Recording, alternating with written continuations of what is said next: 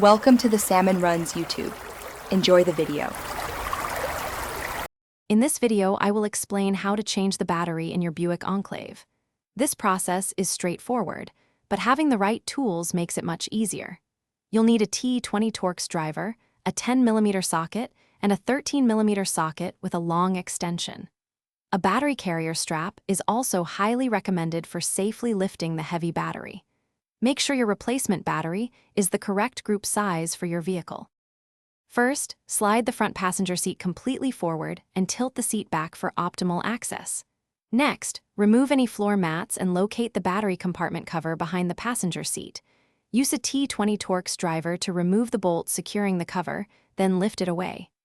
Now, using your 10mm socket, disconnect the negative battery cable first, followed by the positive cable.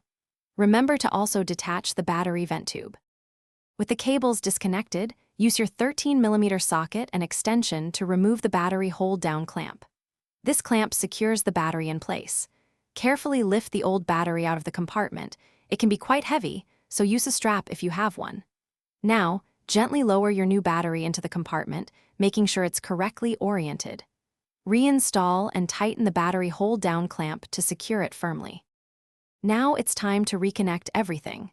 Attach the positive battery cable first, tightening it with your 10mm socket. Then, connect the negative battery cable and tighten it securely.